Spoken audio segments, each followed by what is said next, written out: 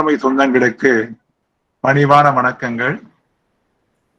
இன்றைய வகுப்பு volume 6 part 3 இருக்கக்கூடியது. மிக குறைந்த போர்ஷன் தான் தேர்விற்கு வால்யூம் 6 பார்ட் 3 இருந்து வரும்.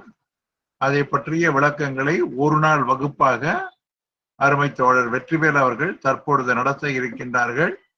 அதை முழுமையாக உள்வாங்கிக் கொள்ளும்படி உங்களை நான் கேட்டுக்கொள்கிறேன். வெற்றி, நீங்க பிகின் பண்ணிடுங்க. வெற்றி. ஓகேங்க சார். அனைவருக்கும் வணக்கம். இப்ப நம்ம போஸ்ட்மேன் சிலபஸ்ல ரொம்ப சின்ன சிலபஸ் பார்க்க போறோம். Volume 6 part 3. இதுல நம்மளோட டைரக்டரேட் ஆர்டர்ஸ் படி 5 கேள்வி கேட்போன்னு போட்டிருக்கிறாங்க. சரிங்களா? மேக்சிமம் இது எல்லாமே சின்ன சின்ன டாபிக் தான். 1 ஹவருக்குள்ளார முடிச்சிடலாம். அதே மாதிரி எந்த கேள்வி கேட்பாங்கன்றதையும் நான் சொல்லிடுறேன். நீங்க இந்த கேள்வி கேட்கறதுக்கு வாய்ப்பு இருக்குதுன்னு சொல்றதுக்குள்ள அதை தயவு செய்து நோட் பண்ணி வச்சுக்கோங்க. உங்களோட 2 குரூப்லயும் நான் அந்த கொஸ்டின் அண்ட் ஆன்சர் கண்டிப்பா போட்டுடுறேன் எந்த கேள்வி கேட்பாங்களோ. இப்போ போனதாட்டி நாங்க பிஏவில் எடுத்த பிஏ எக்ஸாம்க்கு எடுத்த எல்லா கிளாஸ்லயுமே நாங்க கேட்டதுதான் வந்திருக்குது. 50 கேள்வினா 48 கேள்வி நாங்க எடுத்தது தான் வந்திருக்கு. உங்களுக்கும் போஸ்ட்மேன் எக்ஸாமுக்கும் அந்த மாதிரி ரொம்ப தெளிவா நாங்க எந்தெந்த கேள்வி வரும் அப்படின்றத நாங்க கொடுத்துட்றோம். சரி, இப்ப கிளாஸ்க்கு போலாம். வால்யூம் 6 பார்ட் 3 உங்களுக்கு சில செலக்டட் டாபிக்ஸ் தான் கொடுத்துருக்காங்க. அதுல first topic head postman. Head போஸ்ட்மேன்னா யாரு? ஹெட் போஸ்ட்மேன்னா ஹெட் போஸ்ட் ஆபீஸ்ல ஒரு 8 போஸ்ட்மேனுங்க இருக்கிறாங்க, இல்ல 10 போஸ்ட்மேனுங்க இருக்கிறாங்கன்னா ஒரு ஹெட் போஸ்ட்மேன் இருப்பாரு. அந்த ஹெட் போஸ்ட்மேனுக்கு என்ன வேலை அப்படின்னா சப் ஆபீஸ்க்கு கேஷ் எடுத்துக்கிட்டு போற வேலை. புரியுதுங்களா? சப் ஆபீஸ்க்கு கேஷ் எடுத்துட்டு போவாங்க. அதே மாதிரி சப் ஆபீஸ்ல இருந்து கேஷ் எடுத்துட்டு வருவாங்க. அதே ட்ரெஷரி இருக்குல்ல, ஹெட் போஸ்ட் ஆபீஸ்ல இருக்கிற ட்ரெஷரியில இருந்து பேங்க்குக்கு கேஷ் எடுத்துட்டு போவாங்க. அதே மாதிரி அங்க இருந்து கேஷ் ஹெட் போஸ்ட் ஆபீஸ்க்கும் சப் ஆபீஸ்க்கும் தேவைப்படுற கேஷ் எல்லாத்தையும் வாங்கிட்டு வருவாங்க. இது ஒரு முக்கியமான டியூட்டி. அதே மாதிரி அடுத்தது சில டியூட்டிஸ்லாம் இருக்குது. இதுதான் பிரதான டியூட்டியா அவங்க செஞ்சுக்கிட்டு இருக்காங்க. இதான் நீங்க மேக்சிமம் பாப்பீங்க.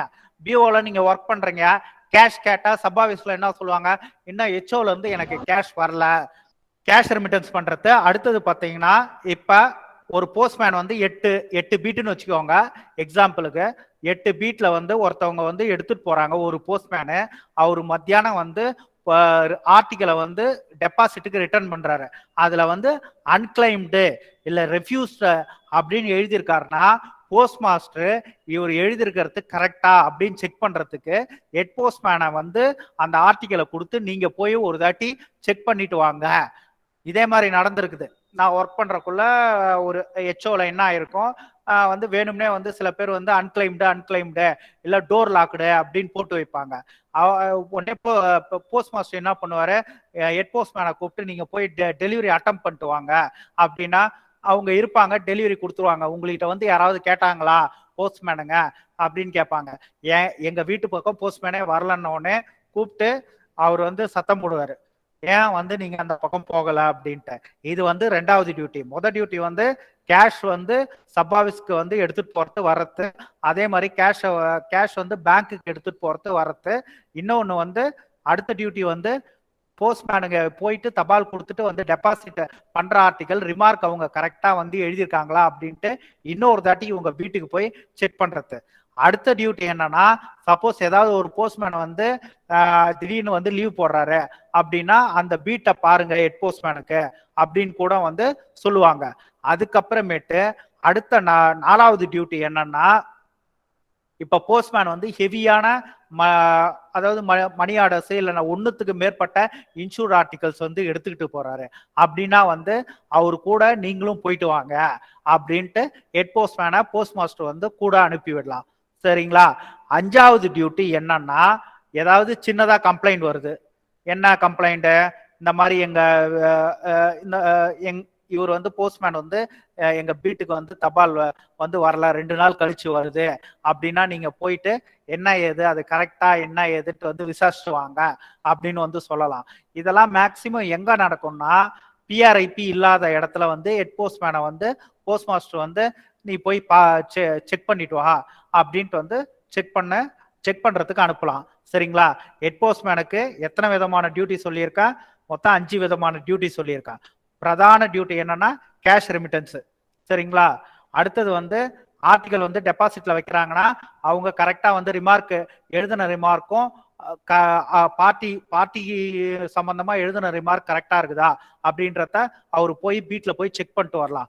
வேற ஏதாவது போஸ்ட்மேன் வந்து லீவ் போடுறாங்கன்னா அந்த அவங்க பீட்டை வந்து ஹெட் போஸ்ட்மேன் வந்து பாக்குறதுக்கு போஸ்ட் மாஸ்டர் ஆர்டர் பண்ணலாம். சரிங்களா? இதெல்லாம் வந்து ஹெட் போஸ்ட்மேனோட டியூட்டிஸ். இப்ப இதுல இருந்து உங்களுக்கு கேள்வி எப்படி கேட்பாங்க? ஒரு 4 டியூட்டி கொடுத்துருவாங்க. 3 டியூட்டி கொடுத்துட்டு கீழே வந்து ஆல் த அபவ்னு கேட்டாங்கன்னா உங்களுக்கு என்னென்ன டியூட்டின்னு 5 டியூட்டியும் நான் சொல்லிட்டேன். அந்த 5 டியூட்டியில 3 டியூட்டி இருந்தா ஆல் த அபவ், இல்ல 2 டியூட்டி தப்பா இருந்து ஒரு டியூட்டி வந்து கரெக்டா இருந்தா அதை மட்டும் வந்து டிக் அடிச்சுக்கோங்க. இது ஃபர்ஸ்ட் டாபிக். அடுத்தது வந்து அடுத்த ரூல் என்னன்னா knowledge of postal business. Knowledge of postal business knowledge of postal பிசினஸ்னா நான் ஒரு போஸ்ட்மேன்னா தபால் டெலிவரி பண்ண தெரிஞ்சா மட்டும் போதாது. அவங்களுக்கு நம்மளோட டிபார்ட்மெண்ட்ல போஸ்டேஜ் ரேட்ஸ் தெரிஞ்சிருக்கணும், என்னென்ன ஸ்கீம் இருக்குன்னு தெரிஞ்சிருக்கணும், ஃபார்மை ஃபில்அப் பண்றதுக்கு கண்டிப்பா தெரிஞ்சிருக்கணும். அதான் போஸ்டல் பிசினஸோட எல்லா விதமான நாலேஜும் தெரிஞ்சிருக்கணும். இது ஏன் சொல்றாங்கன்னா நீங்க தான் வந்து பப்ளிக்கை வந்து டைரக்டா வந்து இன்டராக்ட் பண்றீங்க. அதாவது நீங்க தான் பேசுறீங்க, நீங்க தான் போறீங்க, எல்லாருமே வரீங்க. இப்ப எனக்கே ஏதாவது ஒரு வேலை ஆகணும்னா போஸ்ட்மேனுக்கு தான் சொல்லுவேன். கலெக்டர் ஆபீஸ்ல வேலையாகணுமா, தாலுகா ஆபீஸ்ல வேலையாகணுமா, அந்த பீட் போஸ்ட்மேன் கிட்ட கொடுத்தா உடனே வேலையை முடிச்சிருவாரு. அப்படின்னா என்ன அர்த்தம்? உங்ககிட்ட தான் வந்து நேரடியா வந்து பப்ளிக்கும் சரி கவர்மெண்ட் ஆபீஸ்லயும் சரி பேசுறாங்க. அவங்க ஏதாவது ஒரு ஸ்கீம் கேட்டாங்கன்னா உங்களுக்கு வந்து கண்டிப்பா வந்து அந்த ரேட்ஸ், அதே மாதிரி அக்கௌண்ட் ஓப்பனிங் ஃபார்மா இருக்கட்டும், எஸ்பி டெபாசிட் ஃபார்மா இருக்கட்டும், எஸ்பி வித்ட்ராயல் ஃபார்மா இருக்கட்டும், அதே மாதிரி எந்தெந்த ஃபார்ம் இருக்கோ ஒரு PLI proposal form, RPLI proposal form, இது எல்லாமே கண்டிப்பா ஃபில்அப் பண்ண தெரிஞ்சிருக்கணும். சரிங்களா? அடுத்தது பாத்தீங்கன்னா இது வந்து எக்ஸாம்ல கேட்டிருக்காங்க. ஒரு ஹெட் போஸ்ட்மேனுக்கு என்ன வந்து சப்ளை பண்ணிருப்பா, அதாவது ஒரு போஸ்ட்மேனுக்கு என்ன சப்ளை பண்ணிருப்பாங்கன்னா post office packet guide. Packet கைடுன்னு இருக்கும். அந்த பேக்கெட் கைட்ல என்னன்னா நம்மளோட ரேட்ஸ், நம்மளோட ஸ்கீம்ஸ், இத பத்தி எல்லாமே வந்து அந்த பேக்கெட் கைட்ல இருக்கும். இது வந்து நீங்க எதுவும் பார்த்திருக்க மாட்டீங்க, பழைய ஆளுங்க பார்த்திருப்பாங்க. நானே வந்து இந்த 16 வருஷம் சர்வீஸ்ல பார்த்தது இல்ல.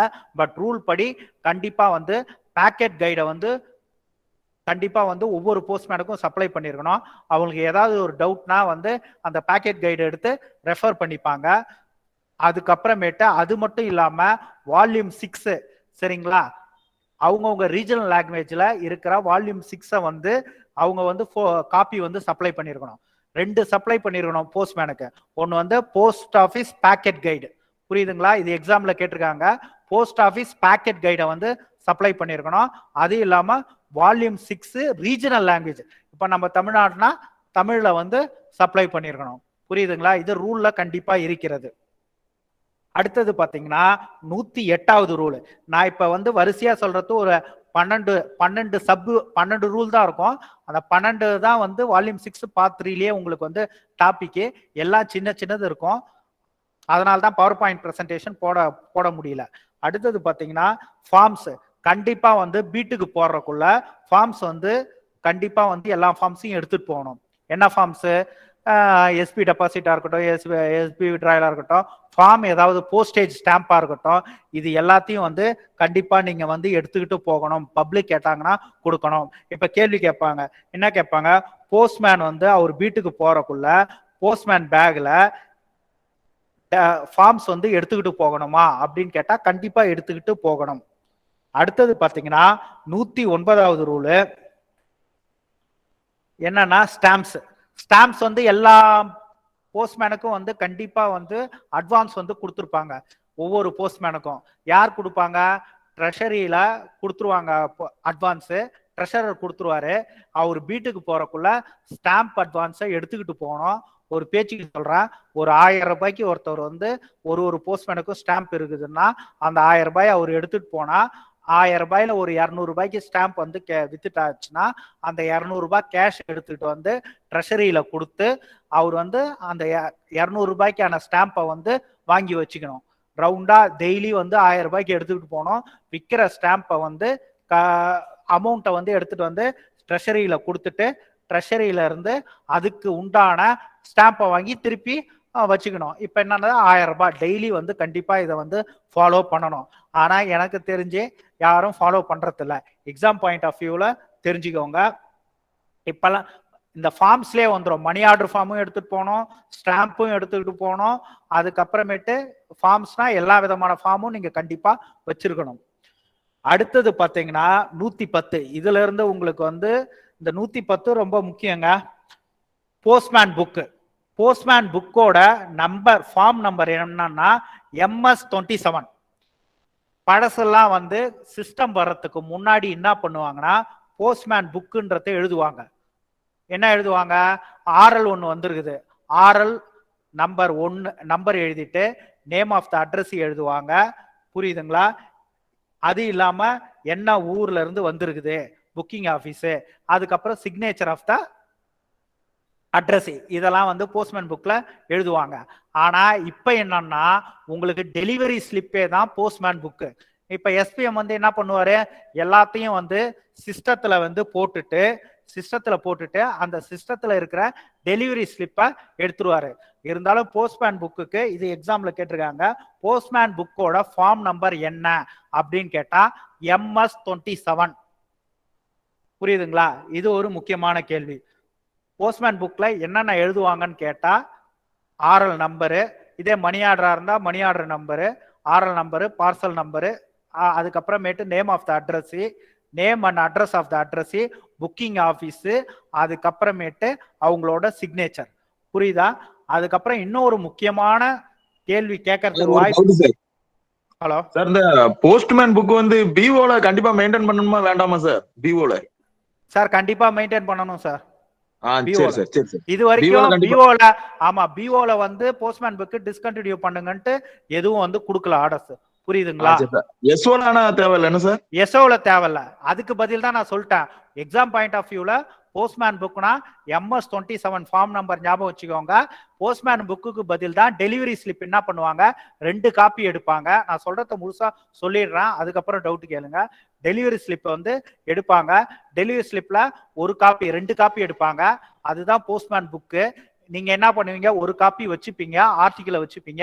இன்னொரு காப்பியில நான் இத்தனை ஆர்டிக்கல் வந்து டெலிவரிக்கு வாங்கிட்டு போறேன் அப்படின்னு என்னாலையும் எழுத்தாலையும் வேர்ட்ஸ் அண்ட் ஃபிகர்ஸ்ல எழுதி கையெழுத்து போட்டு எஸ்பி கிட்ட கொடுத்துருவாங்க. யாராவது ஒரு, உங்களுக்கு புரியறதுக்காக சொல்றேன், சப்போஸ் எஸ்பில யாராவது இன்ஸ்பெக்ஷன் வராங்கன்னா அப்டிராக்ட டேலி பண்றாங்கன்னா போஸ்ட்மேனுக்கு இத்தனை கொடுத்து அமிச்சிங்களா, இல்ல மணி ஆர்டர் வந்து கொடுத்து அமிச்சிருக்கீங்களா அப்படின்னா ஆமாங்க சார் கொடுத்து அமிச்சிருக்கிறோம், இங்க பாருங்க அவங்க வந்து அக்யூட்டன்ஸ் போட்டு கொடுத்துட்டு இவ்வளவு அமௌண்ட் வந்து ரிசீவ் பண்ணணும்னு சொல்லிட்டு போறாங்க, எழுதி கொடுத்துட்டு போயிருக்காங்க அப்படின்னு உடனே செக் பண்ணிப்பாங்க. டெலிவரி ஸ்லிப் தான் போஸ்ட்மேன் புக்கு, போஸ்ட்மேன் புக் தான் டெலிவரி ஸ்லிப். எஸ்ஓவை பொறுத்த வரைக்கும் அதுவே ஹெச்ஓவும் அதே நிலவரம் தான். புரியுதுங்களா?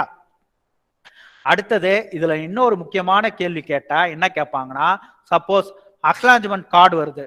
அக்னாலஜ்மெண்ட் கார்டு வந்து, அதாவது register letter with acknowledgement card வருதுன்னா டெலிவரி ஸ்லிப்ல எப்படி வரும்னா வித் ஏடினே வந்துடும். இதுவே வந்து போஸ்ட்மேன் புக்கு நீங்க எழுதுறக்குள்ள என்ன முக்கியமான இதுன்னா ஏன்றத நோட் பண்ணணும். புரியுதுங்களா? அதாவது வந்து போஸ்ட்மேன் புக் எழுதுறக்குள்ள அக்னாலஜ்மெண்ட் கார்டோட ஒரு ரெஜிஸ்டர் லெட்டர் வந்தா என்ன அல்பபெட் வந்து நம்ம மென்ஷன் பண்ணணும் அப்படின்னு எக்ஸாம்ல கேட்டிருக்காங்க. என்ன அல்பபெட்னா கேபிட்டல் ஏ. புரியுதா? Capital A. இது வந்து எக்ஸாம்ல ஒரு கேள்வியா கேட்டிருக்கிறாங்க.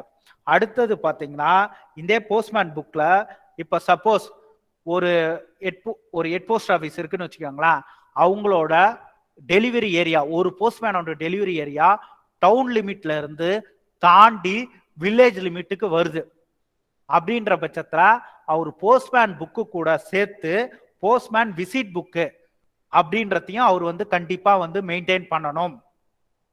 போஸ்ட்மேன் விசிட் புக்கோட ஃபார்ம் நம்பர் என்னன்னா MS-86.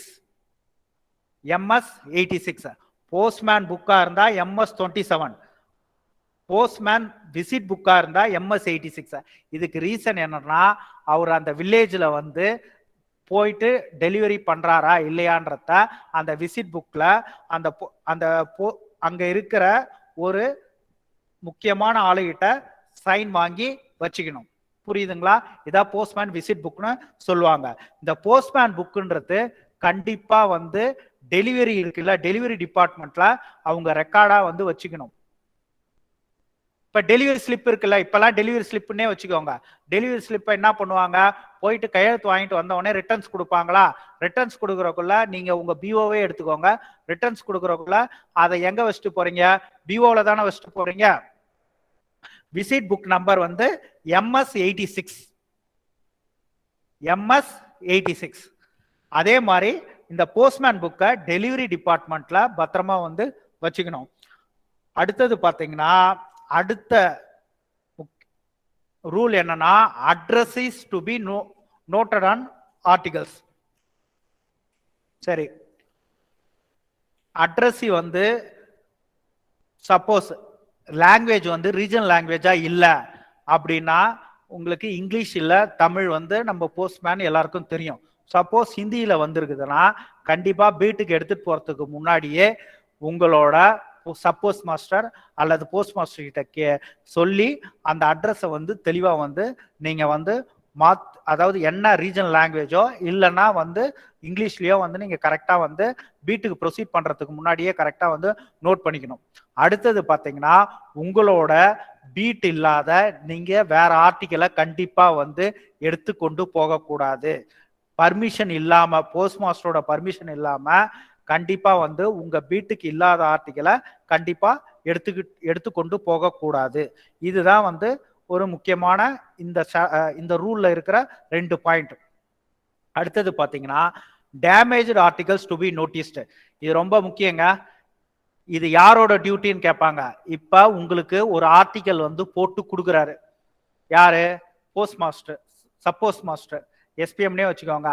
அந்த ஆர்டிக்கல் வந்து கிழிஞ்சிருக்குது இல்ல வந்து அதாவது டேமேஜ் ஆயிருக்குது பார்சல் அப்படின்னா அப்பயே நீங்க வந்து SPM கிட்ட வந்து இங்க பாருங்க கிழிஞ்சிருக்குது, நீங்க எரர் போடுங்க அப்படின்ட்டு வந்து அவரு கவனிக்காம உங்ககிட்ட கொடுத்தா கூட நீங்க கரெக்டா வந்து சொல்லிடணும். அதனால்தான் என்ன சொல்லியிருப்பாங்க ரூல்ல, it is a postman duty to carefully examine every article.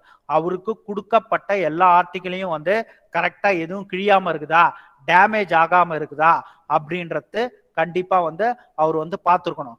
அப்படி சப்போஸ் டேமேஜ் ஆயிருந்து கிழிஞ்சிருந்தா அவர் உடனே அதை வந்து போஸ்ட் மாஸ்டரோட பார்வைக்கு கொண்டு வர வேண்டும்.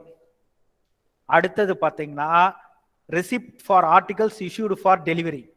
நான் ஏற்கனவே சொல்லிட்டேன், ஒன்றும் இல்லை, ஒரு போஸ்ட்மேனுக்கு வந்து ஆர்டிக்கல் எல்லாம் வந்து காலையில வருது, வந்த உடனே வந்து பிஓக்கு கட்டுறத கட்டிடுறாங்க. அதுக்கப்புறமேட்டு வந்து எஸ்ஓக்கு கட்டுறத பிஓக்கு கட்டுறத கட்டிடுவாங்க. அதே மாதிரி எஸ்ஓக்கு தேவையான ஆர்டிக்கலையும் ஸ்டார்ட் பண்ணிடுவாங்க.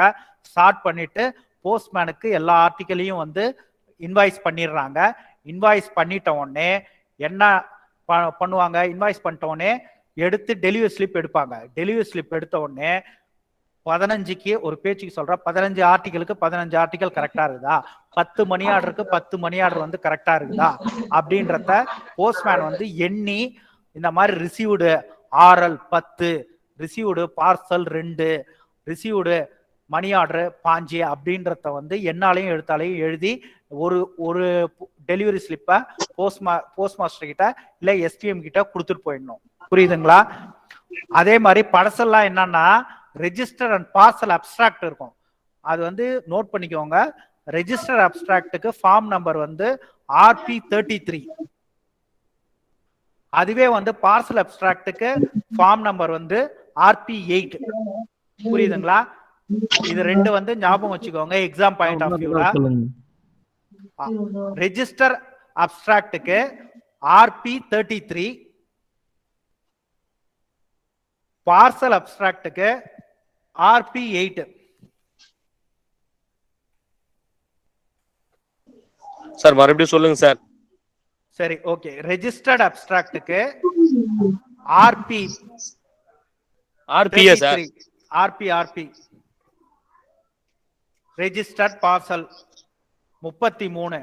இதுவே வந்து பார்சல் அப்ஸ்ட்ராக்ட்னா ஆர்பி 8.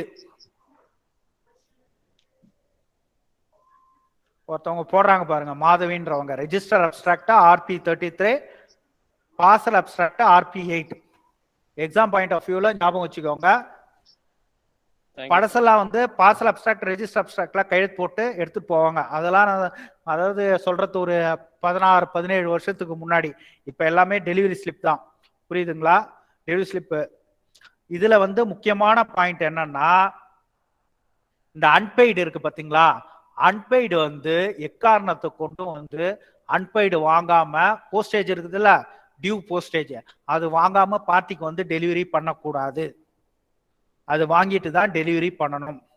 ஏன்னா நீங்க வந்து இங்க இருந்து எடுத்துட்டு போறக்குள்ளேயே அன்பெய்டு இவ்வளோ, அன்பெய்டு 10 ரூபாய் அப்படின்றது வந்து நோட் பண்ணி வச்சுப்பாங்க. அதுக்கும் நீங்க சேர்த்து அக்யூட்டன்ஸ் கொடுத்துட்டு தான் அன்பெய்டு ஆர்டிகல் ஒன்னு எடுத்துட்டு போறேன் அப்படின்னு அக்யூட்டன்ஸ் கொடுத்துட்டு நீங்க எடுத்துட்டு போவீங்க.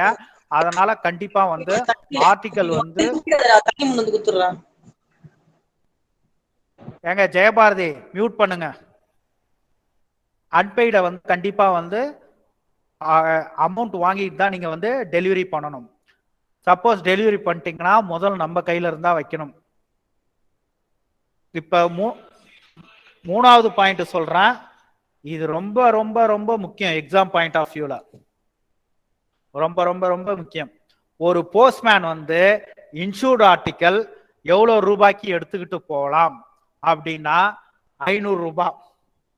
அது வந்து ரூரல் போஸ்ட்மேனா இருந்தாலும் சரி, அர்பன் போஸ்ட்மேனா இருந்தாலும் சரி. பல எக்ஸாம்ல இதை கேட்டிருக்கிறாங்க. இன்சூர்டு அல்லது விபி 500 ரூபாய் எடுத்துக்கொண்டு போகலாம். அதுக்கப்புறமேட்டு எம்ஓ, சிங்கிள் எம்ஓவா இருந்தா 5000 ரூபாய் போஸ்ட்மேனுக்கு. அடுத்தது வந்து அது ரூரல் போஸ்ட்மேனா இருந்தாலும் சரி, அர்பன் போஸ்ட்மேன். அது என்னங்க அர்பனு? டவுனா இருந்தா, இப்ப பெரிய பெரிய டவுன் இருக்குது, எச்சோ இருக்குதுன்னா அர்பன் போஸ்ட்மேன் வாங்க. ரூரல்னா ஒரு அர்பனா இருக்காது, ஒரு டவுனா இருக்காது, ஆனா வந்து பெரிய ஊரா இருக்கும். அங்க வந்து போஸ்ட்மேனுக்கான எஸ்டாப்ளிஷ்மெண்ட் போட்டிருப்பாங்க. நீங்க கூட போஸ்ட்மேனா வந்து போனீங்கன்னா இந்த எச்ஓல எல்லாம் போய் மாட்டாதீங்க. நல்லா இந்த மாதிரி சப் ஆபீஸ்க்கு போனீங்கன்னா வந்து நிறைய வந்து உங்களுக்கு வந்து பிஏ எழுதுறதுக்கு வந்து படிக்கிறதுக்கும் டைம் கிடைக்கும், வசதியா இருக்கும். சொல்லிட்டேன். போஸ்ட்மேனா இருந்தா இன்சூர்டா இல்லைன்னா விபியா இருந்தா 500 ரூபாய். இதுவே வந்து எம்ஓவா இருந்தா 5000 ரூபாய். இதுவே வந்து ஏபிபிஎம் பழசுல வந்து மெயில் டெலிவரர் அப்படின்னு சொல்லுவாங்க, எம்டி. அவங்க வந்து இன்சூர்டா இருந்தா 500 ரூபாய், விபியா இருந்தாலும் 500 ரூபாய், மணி ஆர்டரா இருந்தா 2000 ரூபாய். ஓகேங்களா? இது எக்ஸாம் பாயிண்ட் ஆஃப் வியூல கண்டிப்பா கேட்பாங்க, ஞாபகம் வச்சுக்கோங்க. 500, 5000, 2000. அடுத்தது பாத்தீங்கன்னா ஜிடிஎஸ்னா 2000 சார். எதுங்க சார்? எதுங்க மேடம்? ஜிடிஎஸ்ஸா? ஜிடிஎஸ்னா 2000. ஓகேங்க சார், ஓகேங்க சார். ஏபிபிஎம் சரிங்களா? 2000. அடுத்தது பாத்தீங்கன்னா 114வது rule, book of receipts for intimation and notices delivered. இப்ப நீங்க வந்து நிறைய பேர் ஏபிபிஎம்மா இருப்பீங்க. ஒரு இன்டிமேஷன் வந்து ஆள் இல்லைன்னா என்ன பண்ணுவீங்க? இன்டிமேஷன் வந்து டெலிவரி பண்ணிட்டு வந்துருவீங்க. அவங்க வந்து இன்டிமேஷனை வந்து கொடுத்துட்டு பிஓலியா இருக்கட்டும், இல்ல எஸ்ஓலியா இருக்கட்டும், இல்ல ஹெச்ஓலியா இருக்கட்டும், வாங்கிட்டு போயிடுவாங்க. அந்த இன்டிமேஷன் ஸ்லிப்புக்கு ஃபார்ம் நம்பர் என்னன்னா RP 53, book of receipts for intimation. Book of receipts for intimation RP 53. ரெண்டாவது ஆட்டி சொல்றேன், ஆர்பி 53 தான் ஒரு இன்டிமேஷன் ஸ்லிப்போட ஃபார்ம் நம்பர். இன்டிமேஷன் எப்ப கொடுப்பாங்கன்னா வால்யூம் 6 பார்ட் 3ல கொடுத்ததுபடி ஒரு விபி ஆர்டிக்கல் வந்து அதோட வேல்யூ வந்து 100 ரூபாய்க்கு அதிகமா இருக்கிற பட்சத்தில் கண்டிப்பா வந்து இன்டிமேஷன் ஆர்பி 53 கொடுத்துருவாங்க. இது எக்ஸாம்ல என்ன கேட்பாங்க? இன்டிமேஷன் வந்து 100 ரூபாய்க்கு கம்மியா இருக்கிற விபி ஆர்டிகளுக்கு கொடுக்கலாமா அப்படின்னு கேட்டா ஆன்சர் என்னன்னா நோ. இதே இன்டிமேஷன் வந்து பிபி ஆர்டிகல் 100 ரூபாய்க்கு அதிகமா இருக்கிறக்குள்ள இன்டிமேஷன் கொடுக்கலாமா அப்படின்னா எஸ். அடுத்தது பாத்தீங்கன்னா இந்த நிறைய இந்த கேரளாவில் ரப்பர் தோட்டத்தெல்லாம் வந்து வேலை செய்வாங்க பிளான்டர்ஸ். அவங்க வந்து என்ன பண்ணுவாங்க, எங்கெங்கயோ தூரமா நம்ம உள்ளார வந்து அந்த தோட்டத்துள்ளாரெல்லாம் போயிட்டு இது பண்ண மாட்டாங்க. இவங்க போஸ்ட்மேன் போறக்குள்ள என்ன பண்ணுவாங்க, கொடுத்துருவாங்க இன்டிமேஷன் ஸ்லிப் RP 53 கொடுத்துட்டு இந்த மாதிரி அவங்களுக்கு வந்து மணி ஆர்டர் வந்திருக்குது இல்ல பிபி வந்திருக்குது கொடுத்துட்டு அதை வந்து நீங்க வந்து போஸ்ட் ஆபீஸ்ல வந்து வாங்கிக்கோங்க அப்படின்னு சொல்லிட்டு வந்துருவாங்க. புரியுதுங்களா? 2 பாயிண்ட் சொல்லியிருக்கேன் இன்டிமேஷன் யார் யாருக்கு கொடுக்கலாம் அப்படின்றதுக்கு. அடுத்தது பாத்தீங்கன்னா சப்போஸ் ஆர்டிகல் டேமேஜ் ஆயிருக்கு, பிரிஞ்சிருக்குது அப்படின்னா நீங்க எடுத்துட்டு போக முடியாது. ரூல் என்னன்னா நீங்க இன்டிமேஷன் கொடுத்துருவீங்க, இந்த மாதிரி போஸ்ட் ஆபீஸ்க்கு வந்து உங்க ஆர்டிகல் வந்து வாங்கிக்கோங்க அப்படின்ட்டு. போஸ்ட் ஆபீஸ்க்கு வந்த உடனே அந்த டேமேஜ்டு ஆர்டிகல் இருக்குல்ல அதை என்ன பண்ணுவாங்க, போஸ்ட் மாஸ்டர் முன்னிலையிலேயே வந்து ஒரு விட்னஸை வச்சுக்கிட்டு அந்த பார்ட்டியும் வச்சுக்கிட்டு பிரிப்பாங்க. விட்னஸ்னா யாரு, நம்ம பேக்கர் இருக்கலாம் இல்ல போஸ்டல் அபிஷியல் வேற யாராவது வேணாலும் இருக்கலாம். பிரிச்சுட்டு என்ன பண்ணுவாங்கன்னா ஒரு பேப்பர்ல வந்து இந்த மாதிரி இந்தந்த ஆர்டிக்கல் வந்து இருந்துச்சு அப்படின்ட்டு எழுதிக்கிட்டு போஸ்ட் மாஸ்டரும் அதுல கையெழுத்து போடுவாரு. அந்த யார் பார்ட்டியோ யார் அட்ரஸையோ அவங்களும் வந்து கையெழுத்து போடுவாங்க, விட்னஸும் கையெழுத்து போட்டுருவாங்க. கையெழுத்து போட்டு அதுக்கப்புறமேட்டு அவங்களுக்கு டெலிவரி பண்ணிடுவாங்க. எனக்கு வந்து டேமேஜ் ஆன ஆர்டிக்கல் வேண்டாம் அப்படின்னு சொல்றாங்கன்ற பட்சத்துல அந்த ஆர்டிக்கலை வந்து திருப்பி வந்து ரிட்டர்ன் டு சென்டர் வந்து அனுப்பிச்சிடலாம், சேஃபா வந்து இது பண்ணி. புரியுதுங்களா? இது வந்து ரூல். அடுத்தது பாத்தீங்கன்னா யாருக்கு வந்து இன்டிமேஷன் கடைசியா யாருக்கு வந்து 10 கிலோவுக்கு மேல போச்சுன்னா இன்டிமேஷன் வந்து கொடுத்துருவாங்க. அவங்க வந்து விண்டோ டெலிவரி தான் வாங்கிக்கணும். Intimations relating to parcels weighing above 10 kg. இந்த 4 பாயிண்ட்டையும் ஞாபகம் வச்சுக்கோங்க. எப்படி எக்ஸாம்ல கேள்வி கேட்பாங்கன்னு உங்களுக்கே புரிஞ்சிருக்கும். இன்டிமேஷன் RP 53 யார் யாருக்கு கொடுக்கலாம், இன்டிமேஷன் ஃபார்ம் நம்பர் என்ன அப்படின்னு கேட்டாங்கன்னா RP 53. அடுத்தது வந்து அடுத்த ரூல் வந்து instructions for delivery.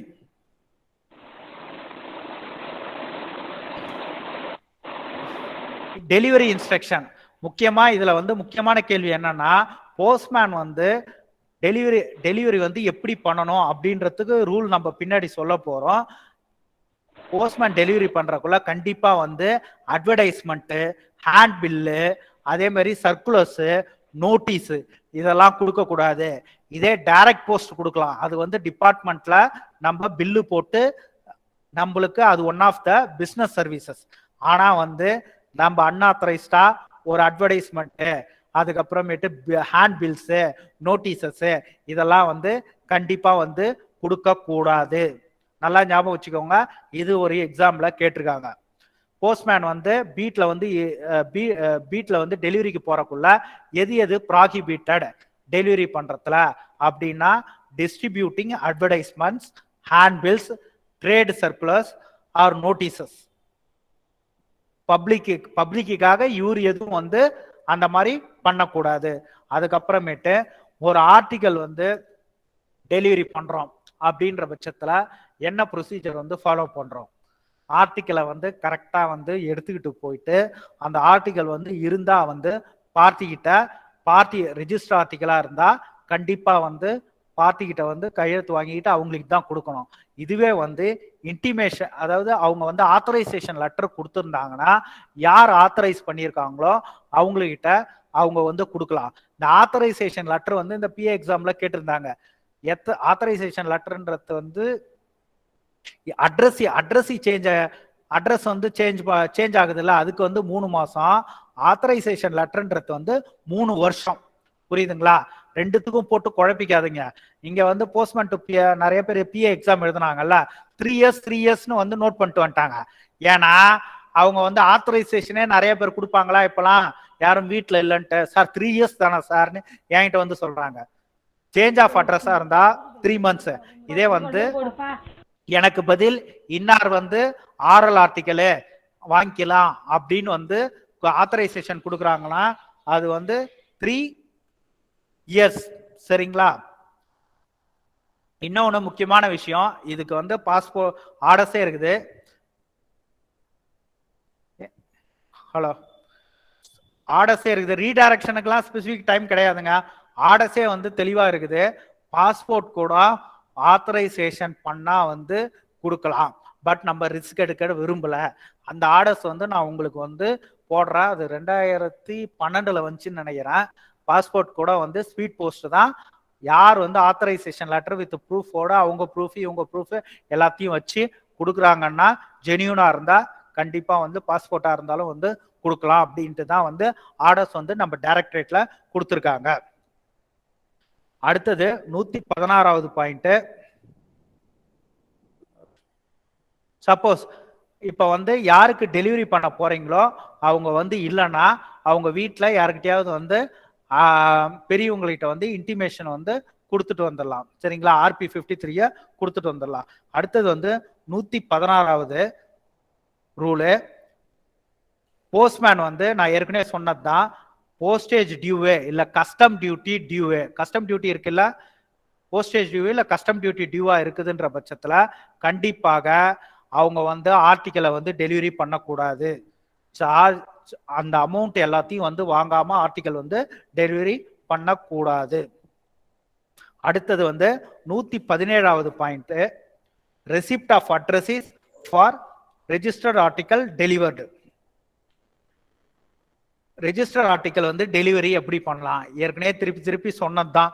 Register article வந்து ஆத்தரைசேஷன் வாங்கிட்டு டெலிவரி பண்ணலாம். இதுல முக்கியமா எக்ஸாம் பாயிண்ட் ஆஃப் வியூல என்ன கேட்பாங்கன்னு சொல்லிடுறேன். சப்போஸ் ஒரு எக்ஸ்ன்றவங்க இருக்கிறாங்க, யாரோட பொறுப்புல இருக்கிறாங்கன்னா ஒய்ன்ற பொறுப்புல இருக்கிறாங்க. அவங்க எக்ஸ்ன்றவங்க இருக்கிற பட்சத்துல அவங்கள்ட்டே வந்து ஆர்டிக்கலை வந்து டெலிவரி பண்ணிடலாம். இதுவே வந்து கேர் ஆஃப் அப்படின்னு போட்டு வருது, எக்ஸ் இல்ல அப்படின்னா, கேர் ஆஃப்னா யாருன்னா ஜெனரல் ஷிப்பிங் ஏஜென்ட். நோட் பண்ணிக்கோங்க, general shipping agent or care of a scheduled bank or its branches in India. இந்த மாதிரி வருதுன்னா யார் பொறுப்புல இருக்கிறார்களோ ஒய் கிட்ட அந்த ஆர்டிக்கலை கொடுத்துடலாம். புரியுதுங்களா? கேர் ஆஃப்னு போட்டு இந்த 2 ரிமார்க் எழுதி இருந்தால் அவங்ககிட்ட வந்து ஒய்ன்றவங்க அந்த அவங்கள வந்து பொறுப்பெடுத்துக்கிறாங்கல்ல, அவங்கள்ட்டே வந்து அந்த ஆர்டிக்கலை வந்து கொடுத்துடலாம். அதுக்கப்புறமேட்டு exam general shipping agent or care of a scheduled bank or its branches in India. அடுத்து 2வது பாயிண்ட். இது எக்ஸாம்ல வந்து கேட்டிருக்கிறாங்க. ஒரு ஆர்டிக்கல் யாருக்குன்னா மொபிலைசேஷன் ஆர் ரிசர்விஸ்ட். நான் இதுக்கு தமிழ்ல அர்த்தம் சொல்றேன். மொபிலைசேஷன் ஆர் ரிசர்விஸ்ட் அப்படின்ற அட்ரஸ்க்கு வருதுன்னா கண்டிப்பா அந்த போஸ்ட்மேன் வந்து வில்லேஜ் ஹெட்மேன் கிட்டயோ இல்ல வில்லேஜ் அக்கௌண்டன்ட் கிட்டயோ அல்லது ஸ்கூல் மாஸ்டர் கிட்டயோ விட்னஸ் வாங்காம கொடுக்க கூடாது. அது என்னங்க மொபிலைசேஷன்? ஒரு பெரிய கூட்டத்தை வந்து அணி திரட்டுதல். சரிங்களா? ஒரு பெரிய கூட்டத்தை வந்து திரட்டி ஏதாவது ஒரு மீட்டிங் போடுறதுக்கு வந்து எங்க இருந்தாவது வருது, கவர்மெண்ட்ல இருந்து வருதுன்னு வச்சுக்கோங்களேன். கிராம சபை கூட்டம் ஏதாவது வருது அப்படின்னா வந்து அந்த பிரசிடென்ட் வில்லேஜ் பஞ்சாயத்துன்னு வருது, அது வந்து கிராம சபை கூட்டம் நடத்துறதுக்காக வருது அப்படின்ற பட்சத்துல மேல ரிமார்க் எழுதியிருப்பாங்க. வருதுன்ற பட்சத்தை புரியறதுக்காக சொல்றேன். கண்டிப்பா வந்து இந்த வில்லேஜ் ஹெட்மேனு இல்ல வில்லேஜ் அக்கௌண்டன்ட் இல்ல ஸ்கூல் மாஸ்டர் இவங்க 3 பேருகிட்ட வந்து விட்னஸ் வாங்காம கொடுக்க கூடாது. இந்த ரிசர்விஸ்ட்னா என்னன்னா மிலிட்ரி ரிசர்வ் ஃபோர்ஸ்ல இருக்கிறாங்கல்ல, மிலிட்ரியில ரிசர்வ் போலீஸ்னு வாங்கல்ல, அவங்க என்ன பண்ணுவாங்க, லீவுக்கு வந்து வீட்டுக்கு வந்திருப்பாங்க. திடீர்னு வந்து டியூட்டியில வந்து ஜாயின் பண்ண சொல்லுவாங்க, இல்ல வேற ஏதாவது வந்து அவசரமான வந்து மெசேஜ் வந்து அனுப்புவாங்க. அப்படின்ற பட்சத்துல அவங்களுக்கு கொடுக்க வேண்டிய தபாலும் வந்து இந்த 3 பேர்கிட்ட விட்னஸ் வாங்கி கொண்டுதான் கொடுக்க வேண்டும். இது வந்து இந்த ரெண்டுமே வந்து எக்ஸாம் பாயிண்ட் ஆஃப் வியூல எக்ஸாம்ல வந்து கேட்கக்கூடிய கேள்விகள். அடுத்தது பாத்தீங்கன்னா 3வது, நான் வந்து அதாவது மொபிலைசேஷன். சரிங்களா? ஒரு வில்லேஜ்ல வந்து ஒரு கூட்டம் நடத்தணும், எது கவர்மெண்ட் சார்பா அப்படின்ற பட்சத்துல அவங்களுக்கு யாரு வந்து பொறுப்போ அவங்களுக்கு ஒரு தபால் வருது, அது மொபிலைசேஷனுக்காக அணி திரட்டுதலுக்காக வந்து வருது அப்படின்னா 3 பேர்கிட்ட விட்னஸ் வாங்கணும். 3 பேர்கிட்ட யாராவது ஒருத்தவங்ககிட்ட விட்னஸ் வாங்கினா போதும். இந்த 3 பேர்ல வில்லேஜ் ஹெட்மேனு, வில்லேஜ் அக்கௌண்டன்ட், வில்லேஜ் ஹெட்மேனா தலையாரின்னு வச்சுக்கோங்க, village accountant, school master or any respectable witness, இல்லைன்னா அந்த ஊர்ல மதிக்கத்தக்க யாராவது ஒரு பர்சனு. இந்த 4 பேர்ல யாருக்கிட்டையாவது ஒருத்தவங்ககிட்ட கண்டிப்பா வந்து அந்த யாருக்கு வந்திருக்குதோ அட்ரஸ் அவங்ககிட்ட கையெழுத்து வாங்கிட்டு விட்னஸ் வந்து வாங்கணும். அது மட்டும் இல்லாமல் ரிசர்விஸ்ட், ரிசர்விஸ்ட்னா யாருன்னா இந்த மிலிட்ரி ரிசர்வ் ஃபோர்ஸ் இருக்கு பாத்தீங்களா, ரிசர்வ் போலீஸ்னு வாங்கல்ல, அவங்க என்ன பண்ணுவாங்க, நம்ம ஊருக்கு நிறைய பேர் ஊர்ல வந்து போய் ஒர்க் பண்ணுவாங்க, அவங்க வந்திருப்பாங்க, அவங்களுக்கு தபால் வரும். அந்த தபாலும் வந்து கண்டிப்பா விட்னஸ் வாங்கி, அவங்க தான் தெரியும், அவங்களுக்கு வர தபாலும் வந்து விட்னஸ் வாங்கிட்டு நம்ம வந்து கொடுக்கணும். இந்த 2 தபாலும். சப்போஸ் ஒருத்தவங்களுக்கு ரெஜிஸ்டர் லெட்டர் வருது, அந்த ரெஜிஸ்டர் லெட்டர்ல வித் அக்னாலஜ்மெண்டோட வருது, நான் ரெஜிஸ்டர் லெட்டர் மட்டும் வாங்கிக்கிறேன், அக்னாலஜ்மெண்ட்ல கையெழுத்து போட மாட்டேன், அக்னாலஜ்மெண்ட்ல கையெழுத்து போட மாட்டேன் அப்படின்ட்டு வந்து வருதுன்ற பட்சத்துல அவங்ககிட்ட நீங்க ரெஜிஸ்டர் லெட்டரை டெலிவரி பண்ணிட்டு அக்னாலஜ்மெண்ட்ல ரெஃப்யூஸ்டுன்னு எழுதி திருப்பிடலாம். அக்னாலஜ்மெண்ட் மட்டும், புரியுதுங்களா? அக்னாலஜ்மெண்ட்ல ரெஃப்யூஸ்டு அப்படின்னு எழுதி திருப்பிடலாம். நீங்க அக்னாலஜ்மெண்ட்ல கையெழுத்து போட்டாகணும் அப்படின்னு அடம் பிடிக்க கூடாது, ரூல்ல இப்படிதான் இருக்கு. கண்டிப்பா வந்து இன்சூர் ஆர்டிகலா இருக்கட்டும், இன்சூர் ஆர்டிகலா இருந்தா பால் பென்னு இல்ல இங்க்ல வந்து கண்டிப்பா வந்து கையெழுத்து வாங்கியிருக்கணும். அதாவது வந்து எரேஸ் ஆகாத மாதிரி இங்கா இருக்கணும், இல்ல பால் பாயிண்ட் பென்ல கையெழுத்து வாங்கியிருக்கணும். அடுத்தது பாத்தீங்கன்னா 118வது rule, delivery to illiterate addressee. இல்லிட்ரேட்டுக்கு எப்படிங்க வந்து நம்ம வந்து ரெஜிஸ்டர் ஆர்டிகல் வந்து டெலிவரி பண்ணுவோம், கை நாட்டு வாங்கிப்போம். அவங்க நல்லா தெரிஞ்சா கை நாட்டு வாங்கிப்போம், சப்போஸ் தெரியலன்ற பட்சத்துல அவங்ககிட்ட கை நாட்டு வாங்கிட்டு இன்னார்தான் அப்படின்றதுக்கு விட்னஸ் வந்து கண்டிப்பா வாங்குவோம். அந்த விட்னஸ் வந்து போஸ்ட்மேனுக்கு தெரிஞ்சவரா இருக்கணும், புரியுதுங்களா? அடுத்தது வந்து 119வது point, delivery to a pardanashin woman. இந்த பர்தனிஷன் உமன்னா என்னன்னா, சில பேர் இந்த வடநாட்டுல எல்லாம் என்ன பண்ணுவாங்கன்னா, சில காரணங்களால அவங்க வீட்டை விட்டு வெளியில வரமாட்டாங்க, புரியுதுங்களா? போஸ்ட்மேன் போயிட்டு இப்ப சரஸ்வதி அப்படின்னா சரஸ்வதின்னு கூப்பிட்டா அவங்க வெளியில வந்து மணி ஆர்டரோ இல்ல வேற ஏதாவது வந்து ரீஸ்டார்டிங்களோ கையெழுத்து போட்டு வாங்க மாட்டாங்க. அவங்களுக்காக வந்து போஸ்டல் டிபார்ட்மெண்ட்ல இப்படி டெலிவரி பண்ணலாம் அப்படின்றதுக்கு ரூல்ஸ் வந்து கொடுத்துருக்காங்க. பர்தனிஷன் உமனா இருந்தா அவங்களுக்கு போஸ்ட்மேன் போறாரு, போன உடனே வந்து கையெழுத்து வாங்கறதுக்கு கொடுப்பாரு, அவங்ககிட்ட கையெழுத்து வாங்கிட்டு அந்த கையெழுத்து இவங்கள் தானா அப்படின்றது அவங்க வீட்டுல இருக்கிற ஒருத்தவங்க வந்து விட்னஸ் போடலாம். சப்போஸ் அவங்க வீட்டுல இருக்கிறவங்க யாருமே தெரியலன்ற பட்சத்துல அவங்ககிட்ட ஒரு விட்னஸ் வாங்கிட்டு இன்னார்தான் அப்படின்றத அதுக்கு ஒரு விட்னஸ் வாங்கிக்க வேண்டியதுதான், புரியுதுங்களா? நான் சொல்றது நல்லா புரிஞ்சுக்கோங்க. வடநாட்டுல என்ன பண்ணுவாங்கன்னா வந்து சில பேர் வந்து வீட்டை விட்டு பல சடங்குகள் இருக்கும், அது என்னன்னா நம்மளுக்கு தெரியாது, அவங்க வந்து வீட்டை விட்டு எப்பொழுதுமே வந்து வெளியில வரமாட்டாங்க.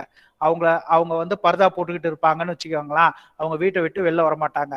இன்னார்கிட்ட தான் டெலிவரி பண்றோம் அப்படின்றது நீங்க முகத்தை திறந்து காமிங்கன்னா நம்மளால சொல்ல முடியாது போஸ்ட்மேனால.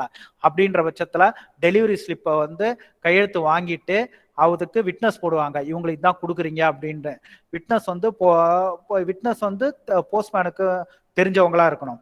அடுத்தது பாத்தீங்கன்னா பேமெண்ட் ஆஃப் மணி ஆர்டர்ஸ். இப்பெல்லாம் மணி ஆர்டர் எப்படிங்க பேமெண்ட் பண்றீங்க? மணி ஆர்டர் ஃபார்ம் இருக்கு, மேல என்ன இருக்கும், மெசேஜ்னு இருக்கும், அடுத்தது வந்து ஃப்ரம் அட்ரஸ் டு அட்ரஸ், புரியுதுங்களா? கீழே வந்து ரிசீவ்டு ருபீஸ் எவ்வளோ அமௌண்ட்டு, அதுக்கப்புறமேட்டு signature of postman, signature of SPM, அதுக்கப்புறமேட்டு சிக்னேச்சர் ஆஃப்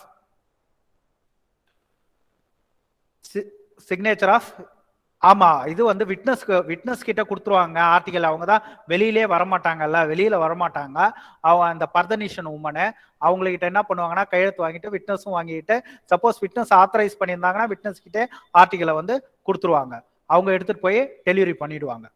அடுத்தது பாத்தீங்கன்னா மணி ஆர்டரை பொறுத்த வரைக்கும் மெசேஜ் போர்ஷனை யாருகிட்ட கிழிச்சு கொடுத்துருவாங்க, யார் வந்து பேயோ அவங்ககிட்ட கிழிச்சு மெசேஜ் போர்ஷனை கொடுத்துருவாங்க. அக்னாலஜ்மெண்ட் போர்ஷனை வந்து கையெழுத்து வாங்கிட்டு அக்னாலஜ்மெண்ட் போர்ஷனை வந்து திருப்பி வந்து யார் வந்து ரெமிட்ரோ அவங்களுக்கு வந்து அனுப்பிச்சிருவாங்க.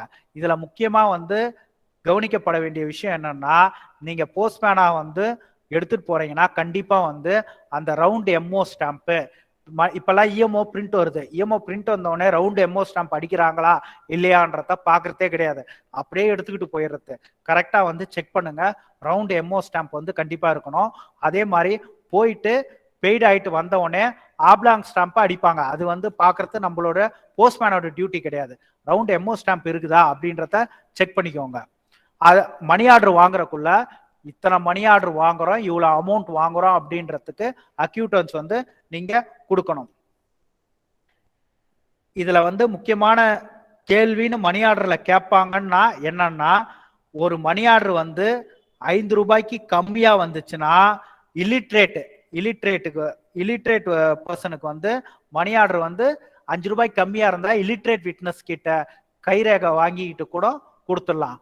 அதாவது வாங்குறவரும் வந்து கை நாட்டா இருந்து விட்னஸ் போடுறவரும் கை நாட்டா இருந்தா கூட 5 ரூபாய்க்கு கம்மியா இருந்தா கண்டிப்பா வந்து கொடுத்துடலாம். இது வந்து எக்ஸாம்ல வந்து கேட்கறதுக்கு வாய்ப்புகள் இருக்கிறது. இதுவே வந்து 5 ரூபாய்க்கு அதிகமா இருக்குது அப்படின்ற பட்சத்துல விட்னஸே இல்ல, யாரு எழுத படிக்க தெரிஞ்சவங்களே இல்லைன்னா யாருக்கிட்டையாவது முக்கியமான ஆளுகிட்ட இல்ல ரொம்ப அந்த வில்லேஜ்ல எல்லாருக்கும் வந்து முக்கியமா தெரிஞ்ச ஆளுகிட்ட நீங்க அதாவது கைரேகை வாங்கிட்டு கொடுத்துடலாம். புரியுதுங்களா? 5 ரூபாய்க்கு அதிகமா இருக்கிற பட்சத்துல, 5 ரூபாய்க்கு கம்மியா இருக்கிற பட்சத்துல யார்கிட்ட வேணாலும் வந்து கைரேகை வாங்கிட்டு கொடுத்துடலாம், யாரு விட்னஸா இருந்தா. விட்னஸ் இதே வந்து 5 ரூபாய்க்கு அதிகமா இருக்கிற பட்சத்துல அந்த வில்லேஜோட ஹெட்மேன் முக்கியமான ஆளுகிட்ட வந்து கைரேகை வாங்கிட்டு கொடுத்துடலாம். இதான் மணி ஆர்டர் பேமெண்டோட முக்கியமான ரூல்ஸ். சரிங்களா? இப்ப சப்போஸ் பென்ஷனர் இப்ப உங்க வீட்டுல கூட பென்ஷனர் இருப்பாங்க, அவங்களுக்கு வந்து பென்ஷன் வந்து வருது அப்படின்னா கண்டிப்பா அவங்ககிட்ட அவங்க வந்து யாரு போஸ்ட்மேன் வந்து ஒரு சர்டிபிகேட் வந்து எழுதணும். என்ன சர்டிபிகேட்னா, பென்ஷனர் வந்து நான் கொடுக்கிற தேதியில வந்து உயிரோட இருக்கிறாரு அப்படின்றது, pensioner is alive on the date of payment அப்படின்றத ரிமார்க்கை வந்து அக்னாலஜ்மெண்ட்டுக்கு பின்னாடி வந்து எழுதணும். அதை வந்து 2 பேர் வந்து விட்னஸ் வந்து போடணும். புரியுதுங்களா? இப்பெல்லாம் எங்க எல்லாமே வந்து எஸ்பி கிரெடிட் ஆயிடுச்சு பென்ஷன்லாம், பட் வந்து ரூல் இருக்கு. இது வந்து என்ன இந்த பேராகிராஃப்ல வந்து கேள்வி கேட்பாங்கன்னா, பென்ஷனருக்கு மணி ஆர்டர் வந்து பென்ஷன் மணி ஆர்டர் வந்து பேமெண்ட் பண்றீங்க அப்படின்னா நீங்க என்ன சர்டிபிகேட் வந்து எழுதுவீங்க அப்படின்னு கேட்டாங்கன்னா, pensioner is alive on the date of payment பண்ற டேட்ல பென்ஷனர் வந்து உயிரோட இருக்கிறாரு அப்படின்றது எழுதணும். அதை வந்து 2 பேர் வந்து விட்னஸ் வந்து போடணும். இது எந்தெந்த மாசத்துல இந்த மாதிரி வந்து ரிமார்க்ஸ் வந்து எழுதுவாங்கன்னா, ஜான்வரி, ஏப்ரல், ஜூலை, அக்டோபர். புரியுதுங்களா? அதே மாதிரி இன்னொன்னு முக்கியமான இது என்னன்னா, மணி ஆர்டர் பேமெண்ட் பண்றதுக்குள்ள கமிஷன், சரிங்களா, பக்ஷித்துன்னுவாங்க, அந்த மாதிரி ஏதாவது வாங்குறீங்கன்னா உங்களோட சர்வீஸ்ல இருந்தே உங்களை வந்து ரிமூவ் பண்ணலாம் இல்ல டிஸ்மிஸ் பண்ணலாம். இது ஒரு முக்கியமான பாயிண்ட். கமிஷன் வந்து வாங்குவாங்கன்ற பட்சத்துல அவங்கள வந்து சர்வீஸ்ல இருந்து ரிமூவ் பண்ணலாம் இல்ல டிஸ்மிஸ் கூட பண்ணலாம். அடுத்தது 123 மணி ஆர்டர்ஸ் அட்ரஸ் டு மைனஸ். சரிங்களா? மைனருக்கு மணி ஆர்டர் வருதுங்க, அவங்களுக்கு மணி ஆர்டர் வருதுன்னா யாருக்கு கொடுப்பீங்க? யார் வந்து கார்டியனுக்கு கொடுப்பீங்க. சரிங்களா? கார்டியன்னா யார் வந்து நேச்சுரல் கார்டியனா இருப்பாங்க, ஃபாதர் ஆர் மதரா இருக்கலாம். புரியுதுங்களா? இல்லைன்னா கோர்ட்டால நியமிக்கப்பட்ட கார்டியனா இருக்கலாம். இவங்களுக்கு வந்து நீங்க வந்து மணி ஆர்டர் வந்து வந்துச்சுன்னா இவங்க 2 பேருக்கு தான் வந்து நீங்க வந்து கொடுக்க முடியும். கார்டியன் இல்ல கோர்ட்டால் நியமிக்கப்பட்ட லாஃபுல் கார்டியன், இந்த 2 பேர்ல யாருக்காவது வந்து நீங்க வந்து மணி ஆர்டர் வந்து மைனஸ்க்கு வந்தா கொடுத்துடலாம். அடுத்தது பாத்தீங்கன்னா payment of money orders address to persons without hand or fingers. ஒரு மணி ஆர்டர் வருது, அவங்களுக்கு வந்து யாருக்கு வருதோ அவங்களுக்கு வந்து ஹேண்டும் கிடையாது, அதாவது கை கிடையாது, கை இல்லாம இருக்கலாம், இல்ல வந்து ஃபிங்கர் இல்லாம இருக்கலாம். அப்படின்ற பட்சத்துல அவங்க வந்து ஒரு இப்ப இது இந்த மாதிரி சிச்சுவேஷன் யாருக்கு வரும் அப்படின்னா வந்து இந்த லெப்ரசி இருக்குல்ல, குஷ்ட நோய்கள், அவங்களுக்கு வந்து அவங்க வந்து சில பெரிய பெரிய வந்து இன்ஸ்டிடியூஷனு அசைலம் இதெல்லாம் இருப்பாங்க. அவங்களுக்கு வந்து அந்த இன்ஸ்டிடியூஷனோட ஹெட்டு கிட்ட வந்து நீங்க கையெழுத்து வாங்கிட்டு கொடுத்துடலாம், இல்லைன்னா வந்து அவங்களோட பேரண்ட்ஸ் கிட்ட வந்து கையெழுத்து வாங்கிட்டு கொடுக்கலாம். அப்படி கையெழுத்து வாங்கிட்டு கொடுக்கறக்குள்ள ரெஸ்பான்சிபிள் பர்சன் இல்லை வேற யார்கிட்டயாவது வந்து உங்களுக்கு தெரிஞ்ச ஆளுகிட்ட விட்னஸ் வாங்கிட்டு கொடுத்துடணும். புரியுதுங்களா? இது வந்து ஒரு எக்ஸாம்பிள கேட்டாங்க. சப்போஸ் அதாவது லெப்ரசி காரணமா வந்து ரேக அதாவது ஃபிங்கர் வந்து இல்லாம இருக்குதுன்ற பட்சத்துல அதை வந்து யாருகிட்ட வந்து அந்த மணி ஆர்டர் பேமெண்ட் பண்ணுவீங்க அப்படின்னு கேட்டா ஹெட் ஆஃப் த இன்ஸ்டிடியூஷன். எதுல money order head of the institution எதுல கையெழுத்து போடுவாரு? மணி ஆர்டர் ஃபார்ம்ல கையெழுத்து சீல் போட்டு அவங்களுக்கு பதில் அவரு வந்து வாங்கிப்பாரு. அடுத்தது பாத்தீங்கன்னா 125வது point, payment of MOs and delivery of register letters to lunatics. Lunatics அப்படின்னா யாரு? புத்தி சுவாதீனம் இல்லாதவங்க. சரிங்களா? புத்தி சுவாதீனம் இல்லாதவங்கன்றது அவங்க வந்து புத்தி சுவாதீனம் இல்லைன்றத வந்து கோர்ட்ல வந்து அவங்க வந்து ஆர்டர்ஸ் கொடுத்துருப்பாங்க. அதே மாதிரி வந்து கோர்ட்ல வந்து அதாவது ஹாஸ்பிட்டல் மெடிக்கல் சர்டிஃபிகேட் கொடுத்துருப்பாங்க.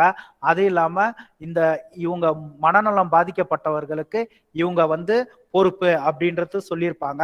அந்த மாதிரி ஆளுகிட்ட தான் நீங்க வந்து அவங்களோட மணி ஆர்டரும் ரெஜிஸ்டர் லெட்டரும் கொடுக்கணும். புரியுதுங்களா? நீங்க மட்டும் இவங்க புத்தி சுவாதீனம் இல்ல அப்படின்றது யாருக்கிட்ட வேணாலும் கொடுத்துட்டு வந்துட முடியாது. அதுக்கான ரெக்கார்டு இருக்கணும். ரெக்கார்டு இருந்து ஒரே ஒரு தாட்டி நீங்க வந்து இந்த மாதிரி புத்தி சுவாதீனம் இல்ல அப்படின்றதுக்கு ரெக்கார்டு வச்சிருக்கீங்களா?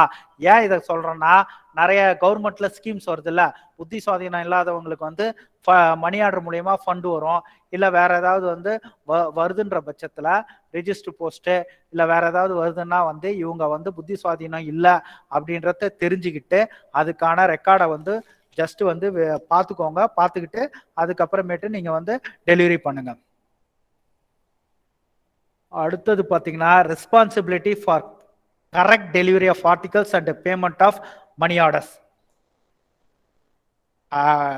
அதாவது டெலிவரி ஆஃப் ஆர்டிகல்ஸும் பேமெண்ட் ஆஃப் மணி ஆர்டரும் திருப்பி திருப்பி அதையே தான் சொல்லிட்டு இருப்பாங்க. இதுல வந்து ஒரு முக்கியமான எக்ஸாம் பாயிண்ட் ஆஃப் வியூல கேட்கறது என்னன்னா, நீங்க வந்து ஆர்டிகல் வந்து டெலிவரி பண்றீங்க அப்படின்ற பட்சத்துல suppose identifier who should add his own address below his signature. ஒருத்தவங்களுக்கு வந்து ஆர்டிகல் வருது, சன் ஆஃப் அப்படின்னு வருதுன்னா அவங்க வந்து கையெழுத்து போட்டு சன் ஆஃப் அப்படின்றத வந்து மணி ஆர்டர் ஃபார்ம்ல எழுதணும். ஐடென்டிஃபையர் சர்டிபிகேட் அப்படின்னு சொல்லுவாங்க. புரியுதுங்களா? அந்த கண்டிப்பா வந்து அதை வந்து நோட் பண்ணணும். இதுதான் வந்து எக்ஸாம் பாயிண்ட் ஆஃப் வியூல வந்து கேட்கறது. Identifier certificate who identifies him must be noted in the MO by the identifier who should add his own address below his signature under the identifier's certificate printed on the money order form.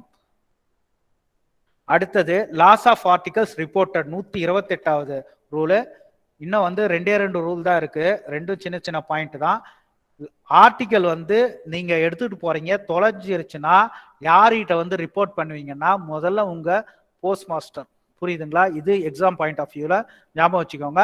Post master article எம்ஓவா இருக்கட்டும், if a postman losses A MO insured article, a register article or any parcel article, it should be reported to the post master. எடுத்தோடனே post master கிட்ட report பண்ணணும். அடுத்தது பாத்தீங்கன்னா return of அன்டெலிவர்டு articles. Article எல்லாம் வந்து எப்படி return பண்ணணும்? 10 எடுத்துட்டு போனீங்களா, 4 டெலிவரி ஆச்சா, 4த்துக்கு வந்து டெலிவரி ஸ்லிப்ல கையெழுத்து இருக்கணும், மீதி 6க்கு வந்து டெலிவரி ஸ்லிப்ல ரிமார்க் இருக்கணும். அதே மாதிரி ஆர்டிகல் பின்னாடி வந்து டேட்டு போட்டு கண்டிப்பா வந்து ரிமார்க் எழுதியிருக்கணும்.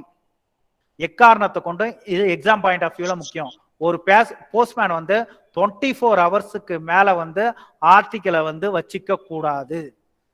சில பேர் கேட்பாங்க அது என்னங்க சார் ஒர்க்கிங் ஹவர்ஸ் 8 hours தான் 24 hours சொல்றீங்க அப்படின்ட்டு ரூல்ல அது கொடுத்துருக்குறாங்க. சில பேருக்கு என்னன்னா ஒரு இதுக்கு சொல்றேன், சில பேர் இப்ப நீங்க வாட்ஸ்அப்லாம் பாப்பீங்க, டெலிவரி பண்றதே வந்து ஒரு மலையை தாண்டி போய் டெலிவரி பண்ணிட்டு வருவாங்க. அவங்க போறதுக்கே வந்து ஆயிடும், அடுத்த நாள் தான் ரிட்டர்ன் ஆவாங்க. அதுக்காக கூட இந்த ரூலை வந்து வச்சிருக்கலாம். உங்களுக்கு எக்ஸாம்ல போஸ்ட்மேன் வந்து எவ்வளோ மணி நேரம் வந்து ஆர்டிகளை வந்து அவர் வச்சுக்கலாம் அப்படின்னு கேட்டா 24 hours. சப்போஸ் ஆர்டிகல் வந்து எக்காரணம் கொண்டு இல்லாம தனிப்பட்ட காரணத்துக்காக வந்து தப்பா ரிமார்க் எழுதி அவங்க வந்து வச்சுக்கிறாங்கன்ற பட்சத்துல போஸ்ட்மேன் வச்சுக்கிறாங்கன்னா டெபாசிட்ல ஆபீஸ்ல வச்சாலும் சரி நீங்க வச்சுக்கிட்டாலும் சரி போஸ்ட் ஆஃபீஸ் ஆக்ட் படி அவங்களுக்கு பெனால்டிஸ் வந்து இம்போஸ் செய்யப்படும். அடுத்தது பாத்தீங்கன்னா கடைசி இது penalties for neglect of duty.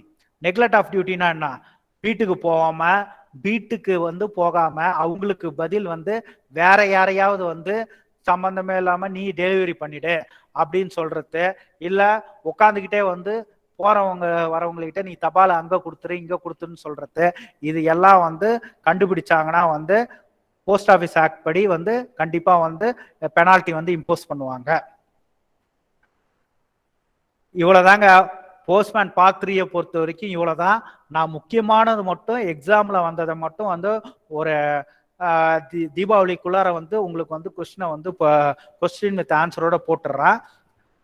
வேற எதுவும் கிடையாது. நீங்க முக்கியமா படிக்க போனா பிஓ கைடு பார்ட் 1 வந்து தரவா படிச்சுக்கோங்க.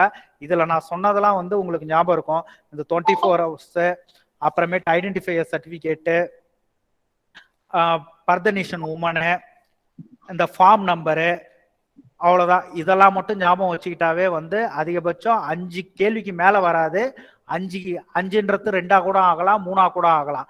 இதுதான் உங்களுக்கு போஸ்ட்மேனுக்காக இருக்கிற கம்மியான இது. இதே வந்து பிஏ எக்ஸாமுக்குலாம் நிறைய இருக்கு. புரியுதுங்களா? நன்றி. தேங்க்யூ வெற்றி. Thank you very much. கொஞ்சம் சிம்பிளா இருந்தாலும் அதனால மீண்டும் நாளை சந்திப்போம். மீண்டும் நாளை சந்திப்போம்.